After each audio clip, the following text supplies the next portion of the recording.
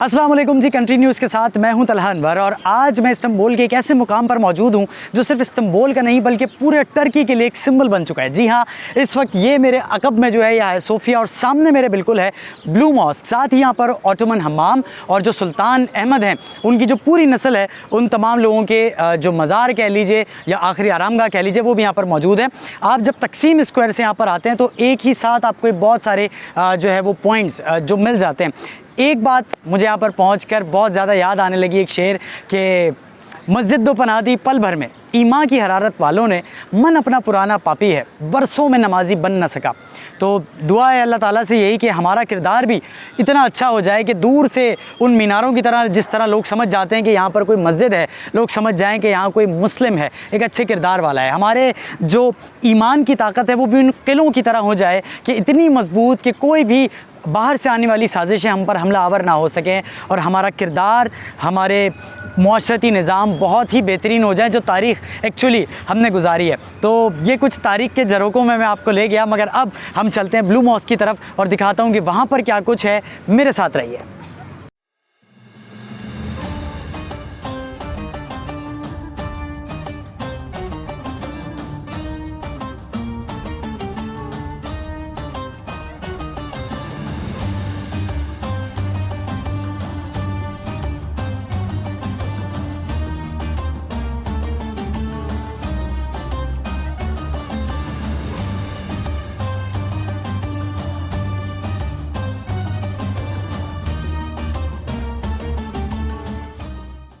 Okay जी, तो ये है हाया सोफिया और जिसकी एक तारीख़ है 1453 से लेकर आज तक। कभी चर्च, कभी मस्जिद, कभी म्यूज़ियम, बहुत ही सुकून है। तिलावत यहाँ पर चलती है, अब तो बाकायदा नमाज़ें होती हैं, तरावियाँ होती हैं यहाँ पर, और जो एक ओल्ड कल्चरल हेरिटेज है वो यहाँ पर नज़र आता है। और यहाँ पर भी आने से पहले लोगों को इंसान का बच्चा बनाया जाता है, उनको स्कार्फ दिए जाते हैं, जो लोग शॉर्ट्स पहने हुए हैं उनको भी कपड़े दिए जाते हैं ताकि वो ख़ुद को पहले ढाँपें, मस्जिद के आदाब का ख्याल करें और फिर इस मस्जिद में आएँ। और बहुत ही पुरसुकून माहौल है। अगर आप देखें तो वहाँ पर अल्लाह, मोहम्मद, उमर, अबू बकर, उस्मान, हसन, हुसैन, अली, तो एक बहुत ही खूबसूरत सा जो गुलदस्ता है इस्लाम का, उसकी छाँव में जो नमाज़ पढ़ी जा रही है और जो बरकतों का नुज़ूल हो रहा है वो बहुत जो है वो एक रूह परवर मनाज़िर हैं। और जब यहाँ पर अज़ान होती है, तिलावत होती है तो बहुत ही खूबसूरत मनाज़िर होते हैं। और क्या कुछ है यहाँ पर आपको दिखाते हैं।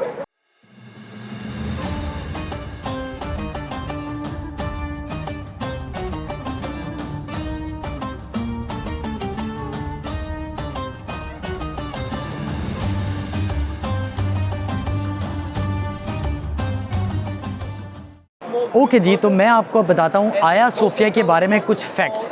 जो यहाँ पर सफ़े बनी हुई हैं, अगर आप वो देखेंगे तो वो थोड़ी सी आपको टिल्ट नज़र आती हैं, लेकिन मेरे बिल्कुल पीछे जो महराब जिसको कहते हैं, जहाँ पर इमाम खड़े होकर खुतबा देते हैं और मौज़न जो है जहाँ पर अज़ान देते हैं, उसमें थोड़ा सा डिफरेंस है। और उसकी वजह यह है कि क्योंकि जब इसको बनाया गया था तो चर्च बनाया गया था, इसीलिए जो यहाँ पर वो जगह आपको नज़र आती है वो फेस कर रही है जेरूसलम को, मगर जो किबला है जिसको हम मक्का मुकर्रमा की तरफ करके अपना चेहरा नमाज अदा करते हैं, इसलिए जो सफ़े हैं वो थोड़ी सी टिल्ट हैं।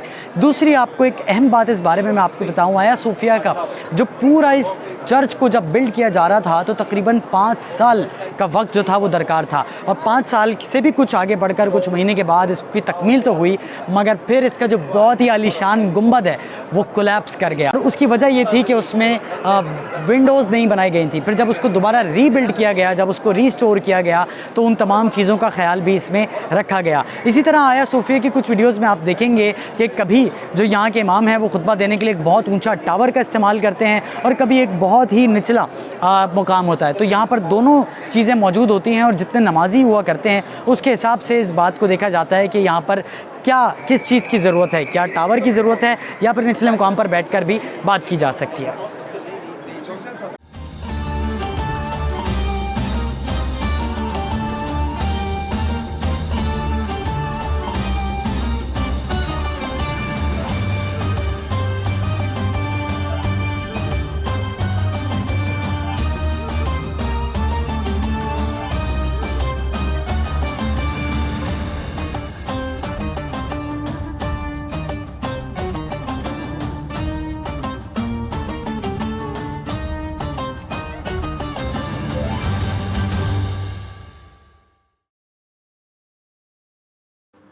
और अब बात करते हैं सुल्तान अहमद की और उनके पूरे ख़ानदान की। ये जो पूरी डायनेस्टी थी, यहाँ पर आप देख सकते हैं कि उनकी अपनी, उनकी अहलिया की और जो ख़वातीन, इवन जो बच्चे भी उस डायनेस्टी के थे और जो किसी वजह से भी फौत पा गए, उन तमाम लोगों की जो आखिरी आरामगाह है उसको बड़े ही नज़्म व ज़ब्त के साथ यहाँ पर महफूज किया गया है। तमाम विज़िटर्स यहाँ पर आते हैं और ये बिल्कुल ही सुल्तान अहमद का जो मकबरा है वो ब्लू मॉस्क और हाया सोफ़िया के दरमियान में है। तमाम लोग यहाँ पर आते हैं, जो मुसलमान हैं वो फ़ातिहा ख़्वानी भी करते हैं।